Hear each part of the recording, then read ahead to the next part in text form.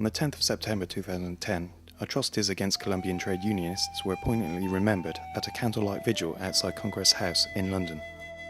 3 years after the CWU's International Development Fund was established to support struggling trade unionists to improve the lives of working people in some of the most hostile territories on earth, General Secretary Billy Hayes presented Tarcisco Mora, leader of Colombia's Trade Union Center, with a plaque that confirmed the CWU's continuing commitment to aid those fighting for social justice in what is regarded as the most dangerous country in the world to be a trade unionist. The union is now seeking your help to continue this vital work.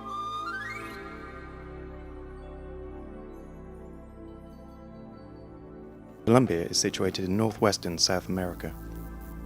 It has the second largest population in the continent after Brazil and the fourth largest economy in Latin America. Yet inequality and unequal distribution of wealth are still widespread under a right-wing regime that perpetrates some of the worst human rights abuses on the planet. Each year, trade unionists, human rights defenders, community leaders, opposition politicians and indigenous spokespersons continue to be the victims of death threats, illegal surveillance, forced disappearance, torture, imprisonment, and more chillingly, assassinations, including a disturbing rise in the murders of children. Right-wing paramilitaries and the Colombian army routinely target those fighting for social justice in a struggle which, since 2007, has seen 166 trade unionists murdered, near 40 in 2010 alone, and thousands more imprisoned, often without trial, and the perpetrators of these crimes are not being brought to justice. At the Justice for Colombia summit held at the TUC, leading Colombian activists and senior trade union figures met to discuss how to bring an end to this reign of impunity. Tarcisco Mora is the leader of Colombia's largest trade union center. Since surviving an assassination in 1999, he has been forced to live under the protection of several bodyguards. Es un país muy rico en climas, en minerales. Colombia is rich in climate, minerals and natural resources, but these resources are concentrated in few hands, to the detriment of the rest of the population. That's why there are 20 million people living in poverty, 8 million living in absolute poverty, and unemployment has increased by 13%. The informal sector, where workers have no contract or pension rights, makes up 60% of the economy, and there are 5 million people displaced. There is systematic state aggression used by the Colombian authorities and paramilitaries to exterminate the trade union movement. There have been 3,000 assassinations in total, and this year alone 41 trade union leaders have been assassinated. These assassinations are attacks on our guarantees of both trade union rights and human rights. The worst thing I saw was listening to the testimony of mothers whose sons and daughters had been taken and murdered and being accused of being members of paramilitary organisations simply because of the system they've got in the Colombian army in terms of trying to get their body count up, as it were. And that was very harrowing, listening to the mothers and the sisters of people who've lost sons and daughters and brothers and sisters. I was out there in about this time 4 years ago, 2006, and what I say to people as a trade unionist doing the work that I do, if I was in Colombia, I'd either be displaced from where I lived, living in a shanty town, I'd be disappeared, I'd have been killed, or if I was lucky I'd have been in prison at one time or another. That's what it's like being a trade unionist in Colombia. Congressman Hernando Hernandez is the elected representative of Colombia's indigenous people. A former trade unionist and political prisoner, he is integral to the fight for human rights. Nuestra profunda preocupación por la continua vulneración de derechos políticos.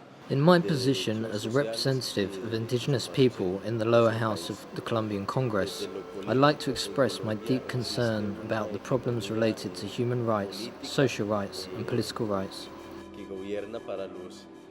From a political perspective, there is a hegemony of political force that represents business leaders and the interests of foreign multinational companies. They are handing over our sovereignty and natural resources. On top of this, there is repression of the human rights of the Democratic Opposition Party. and repression of opposition from agrarian, campesino, peasant farmers, trade unionists, the popular organizations, and from students too. Hernando Hernandez was one of the trade unionists we met while we were out there. He looks after indigenous workers. We were out in a restaurant one night with a senator and a congressman, and as such we had armed guards outside the restaurant. Hernando was with us. He took a phone call from his family, who were hundreds of miles away up in the mountains, and he was being told that his family members and the rest of the villagers, about 150 of them, had been attacked by 40 paramilitaries, and they were being rounded up and put face down in the village square. The phone actually went dead at that point. Obviously that horrified all of us, because we'd heard up until that point that what normally happens is a summary execution of a couple of those villagers by the right-wing paramilitaries to keep those people in check, so that they're very compliant with whatever it is the paramilitaries want to do with them. Obviously we were extremely concerned by this, didn't know what could be done. He couldn't go back to his village, so he had to be taken home to one of his friends that night. We met up with him in the morning, and obviously we were all extremely concerned what would have happened to his family. Hernando had a big smile on his face, so we knew everything was all right. What transpired was that a number of other villagers had turned up and fought the paramilitaries off. They commandeered a couple of uniforms from the paramilitaries and a vehicle. It transpired through investigation and through United Nations they weren't paramilitaries at all.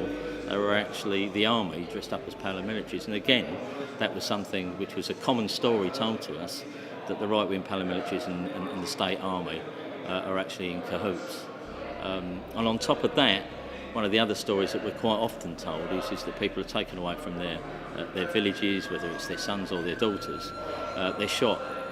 They turn up with guerrilla uniforms on, but with no bullet holes in their uniforms, and they take the uniforms off, and they've been brutalised, they've been tortured, and they've got bullet holes, but they haven't gone through the uniforms. And quite clearly what's happened is that they've been killed, and then they've been dressed up to look like guerrillas.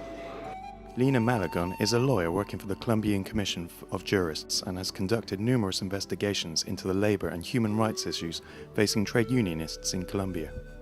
El Tratado de Libre Comercio no creemos que debería firmarse el The tratado. human rights situation in Colombia continues to be critical.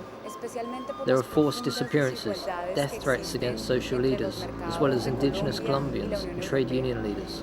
Human rights defenders are especially affected, and we are yet to find a structural solution to the situation. We do not think that the EU should sign a trade agreement with Colombia because of the deep inequalities that exist between the EU and our country. This agreement would have a huge impact on Colombia in terms of political, economic and social factors, especially given that 2.5 million workers do not have social security or employment rights.